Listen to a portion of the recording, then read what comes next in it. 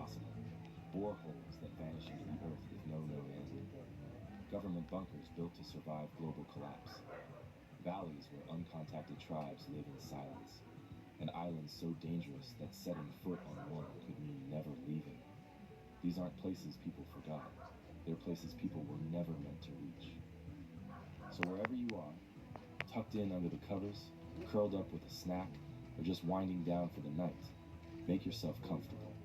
Let the world outside fade for a while, and join us as we take a quiet journey through the most abandoned, forbidden, and forgotten places on Earth. Whatever moment comes, Spotify's my answer. Morning coffee, playlist. Deep focus, playlist. Chill time. And as always with our videos, the visuals are here to provide context, but they're not required to enjoy the stories.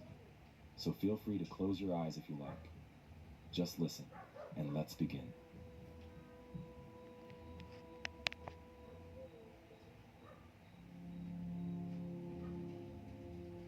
Far out in the South Atlantic Ocean, nearly halfway between the southern tip of Africa and the edge of Antarctica, sits a small island few have ever heard of, and even fewer have ever seen. Bouvet Island. Just 19 square miles of volcanic rock, glacier, and sheer cliff, surrounded by some of the roughest waters on Earth. It's so remote, so isolated, that it holds the title of the most inaccessible island on the planet. No one lives there. There's no harbor, no airstrip, no permanent station. And yet, it's a place that continues to stir curiosity. Not because of what's on it, but because of what's not. Bouvet is technically a Norwegian territory, claimed in the early 20th century, and designated a nature reserve in the 1970s. It has no known history of human habitation, no folklore, and no native people. The island is almost always surrounded by sea ice. The nearest land is over 1,000 miles away. And the weather, relentless. Wind, freezing rain, sleet, and an ever-present fog that rolls in from the sea like a curtain. Temperatures hover just below freezing year-round. It's the kind of place where nature is left to its own devices, and where anything unnatural stands out. The island itself is a dome of ice and lava. Formed by volcanic activity, it rises sharply from the ocean with steep cliffs that make any landing by boat nearly impossible. Only a small sliver of exposed coastline, the Nyrosa, or New Rock, offers a spot where helicopters can sometimes land in the rare window of calm weather. Scientists have used it to install automated weather stations or collect samples, but those visits are rare and brief. No one stays long on Bouvet. It doesn't let you.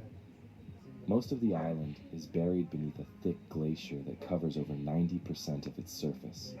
There are no trees, no grass, and barely any life beyond hardy mosses, lichens, and the seabirds that nest along the cliffs. Petrels and skuas glide over the windswept plateau, while seals and penguins gather in the icy waters below. The silence is near total, broken only by the sound of wind and waves slamming against rock. It's a place that feels untouched, not just by civilization, but by time itself. And yet, for such an isolated and seemingly uneventful island, Bouvet has a handful of stories that remain unexplained. The most well-known mystery dates back to 1964. A British expedition led by a Royal Navy weather ship approached the island on a rare mission. The sea ice had parted just long enough to allow a small team to investigate. They landed at Nyrosa and began their standard survey. But as they moved across the rocky shore, they came across something unexpected: a lifeboat. It was in good condition, sturdy, intact, and clearly placed there, not simply washed ashore. Near the boat were a few barrels, some debris, and signs that someone, recently, had been there. But there were no footprints in the snow. No people, no notes, no explanation. The ship that the lifeboat might have come from was never identified, and no one ever claimed it. In the vastness of the Southern Ocean, the appearance of a lifeboat on an island with no harbor, no settlements, and no clear reason